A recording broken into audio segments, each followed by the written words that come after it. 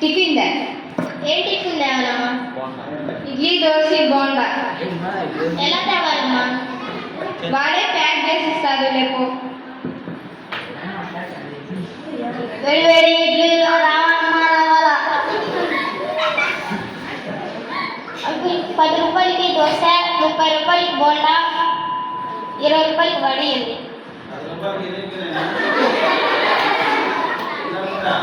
Tea కూడా ఇవ్వండి.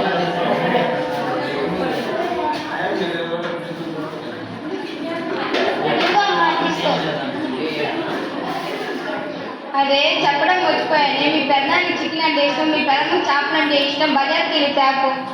ఏమన్నా సంచి ఇస్తావా అమ్మా? వాడే ఇస్తాడు. రేపు 1/2 కేజీ చికెన్, 1/2 కేజీ చేపలు.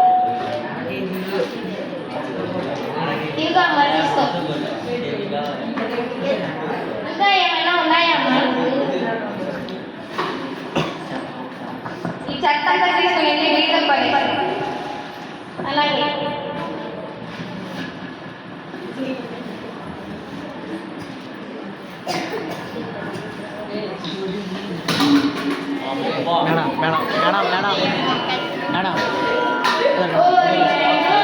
ఇవన్నీ మన ఇంట్లో వాడిన ప్లాస్టిక్ కవర్లేనా?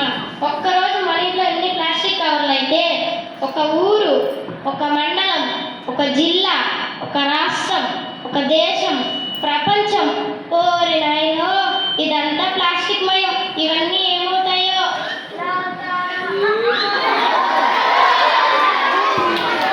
ఎవరు నువ్వు? ఎక్కడి నుంచి వచ్చావు? నేను రాలేదు, నువ్వే తెచ్చావు. రమ్మన్నా వచ్చాను. భూతాన్ని, ప్లాస్టిక్ భూతాన్ని. మామూలు భూతాలు దెయ్యాలు ఏమీ చేయలేవు. నువ్వెంత ఎందుకు తడిపిస్తున్నావు? ఓ 2 నిమిషాలు దృష్టి తీస్తే పారేస్తారే.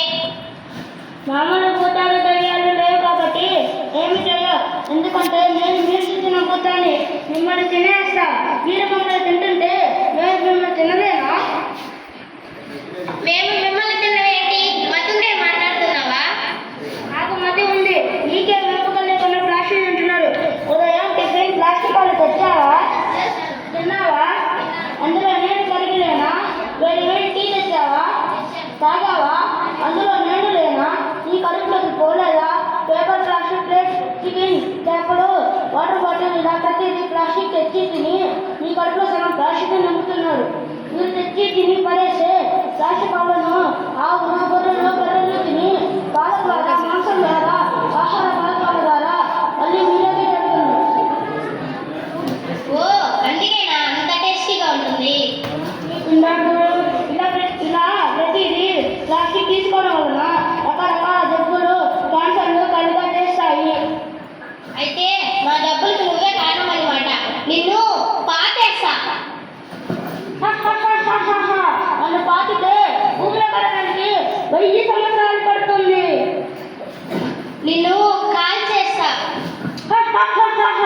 నన్ను పాతితే కాల్చేది డయాక్సిన్ అనే విషవాయువుగా మారి నీ పుట్టిలోకి వెళ్ళి క్యాన్సర్ కలుగా చేస్తా. నిన్ను గోదావరిలో కలిపేస్తా. అప్పుడు కూడా నీటి ద్వారా, ఈ జంతువుల ద్వారా బయోమాగ్నిఫికేషన్ చెంది మళ్ళీ నీళ్ళగా వచ్చి కదిలిస్తా. ఏం చెయ్యాలి దేవుడా? ఏం చెయ్యాలి కాదు, ఏం చేయకూడదో తెలుసుకో. అదేంటి? అది అంటే అవకాశం ఉన్నంత వరకు ప్లాస్టిక్ వాడకాన్ని తగ్గించుకోండి. ప్లాస్టిక్ కు దూరంగా ఉండండి. నువ్వు సంతోషంగా బతుకు. ఈ తర్వాత తరాన్ని సంతోషంగా బతికించు. ఈ అందమైన భూమి బయట బతుకుతున్న సమస్త జీవరాశులను బతికించు. ప్రకృతిని కాపాడు, అదే నిన్ను కాపాడుతుంది. నా తప్పును క్షమించండి. ఏమి కావాలో కోరుకో. మళ్ళీ మీరు కనపడకుండా ప్లాస్టిక్ వాడడం తగ్గించేటట్టు జ్ఞానాన్ని ఇవ్వండి. తదాస్తు, తీసుకో. ఏంటి ఇది?